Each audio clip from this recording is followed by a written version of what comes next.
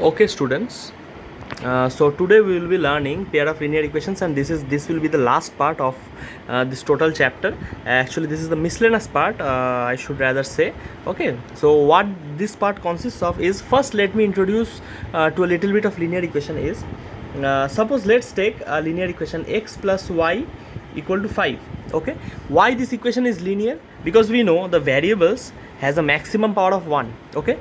Now if I write like this, x squared plus x equals to 6, is this a linear equation? No, this is not a linear equation, because over here the highest power of x is 2.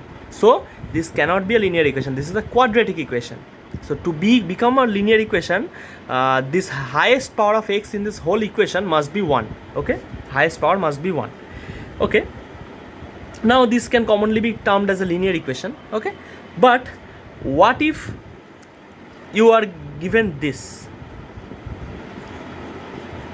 Suppose what if you are given this type of thing, then will it be a linear equation? Some people will say yes, some people will say no, but I rather will say it as no, it is not a linear equation. Because 1 by x, you have learned something in the exponents chapter, is that if there is 1 by, you can write it in the power of 1 a to the power minus 1, that is in the negative power. It's something power in the denominator is positive, then if it goes to the numerator it will be negative. This is the rule of an exponent. Okay, now if I apply the same rule over this equation, is that so x will become x to the power minus 1, and y will become y to the power minus 1, and this will result in 5.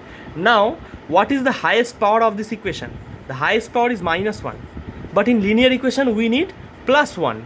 So this is obviously not a linear equation, this thing is obviously not a linear equation. Understood? So we can't solve this equation using the three popular methods of linear equation, that is substitution, elimination, cross multiplication. Okay, we can't solve this in the normal way. What we do to make this as a positive power is we take a substitution, just little bit substitution. I will just explain it to you. Suppose two equations are given like that. I'm just taking examples. 2 by x plus 3 by y equal to 13. Okay, and next comes it 5 by x minus 4 by y equals to minus 2. Suppose this is the equation that you are given with. Okay, see again, if you write it, it will be x to the power minus 1 plus y to the power minus 1. See over here it will 2x to the power minus 1, or no, it will be 3y to the power minus 1. Highest power is what? Minus 1. So it is obviously not a linear equation. What we do in this case is we take a substitution. What type of substitution? Let p equal to 1 by x, q equal to 1 by y. These two very famous substitutions we take. Okay, we put in place of 1 by x p, in place of 1 by y we put q.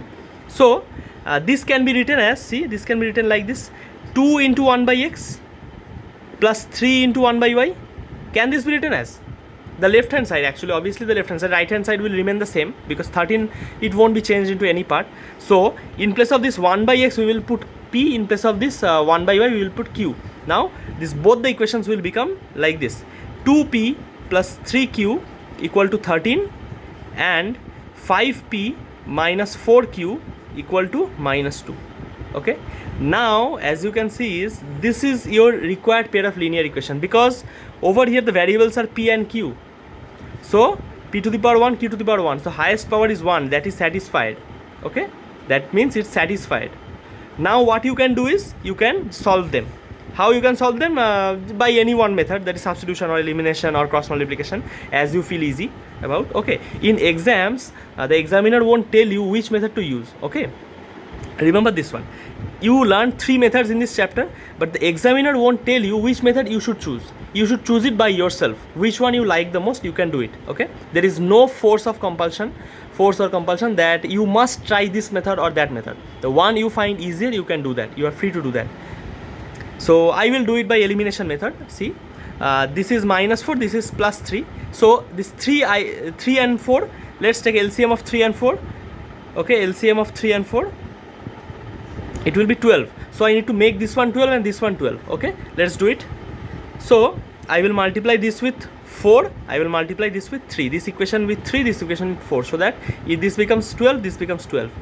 Now see, 4 2s are 8p plus 12q equal to 4 13s are 52.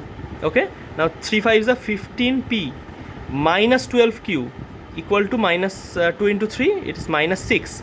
Now as you can see, this is plus 12q minus 12q, and just simply by adding these two equations, these two will get cut. What will be left? 8p plus 15p, it will be 23p, will be equal to 56 minus 6, 52 minus 6, it will be 46, and if you cut 22 with 46, you will get 2. So our p value is 2. Our p value is 2. Understood? Our p value we got as 2. Now let's find our q value. What is our q value? Put in any one of the equations. So I will put in the first equation this one. So what is the p value? P value is 2. Okay, p is 2. So I will put over here 2. 2 into 2 plus 3 into, I need to find out q, so I will write q equal to 13. Okay, now see, 2 to the 4. So 3q equal to, this 4 will move on to this side, 13 minus 4. Now what is 13 minus 4? It's actually 9. So 3q equal to 9. So what is q? Q is 1. Q is 1. Now this is not your final answer. First and last I am telling it, this is not your final answer. Okay, why this is not your final answer? Because you need to find x and y, not p and q. P and q are not asked in the exam. What is asked is x and y. So what you will do is, you will put the value of p and q. See, what is p? P is actually 1 by x equal to 2. So what will be x? Just the reciprocal. See, 2 by 1. So just if you reciprocal it, x will be half. X will be half. This is the final answer of x. And what will be y? See, 1 by y. See, q, what is q? Q is 1. So 1 by y is 1. The 1 can be written as 1 by 1. So y will be just the reciprocal of this thing, that is y will also be 1. Okay, so x is half, y is 1. This is your final answer. Okay, this one and this one, p and q are not your final answer. Okay, if you leave this answer, marks will be deducted only in terms of p and q. Okay, if you leave the answer only in terms of p and q, marks will be deducted, because you need to find the answer of x and y, which is given in the question. P and q are not given in the question, so if you find it also, you will get less marks than you expected. Okay, so always find the value of x and y just by putting what is p and what is q. P is 1 by x, put that.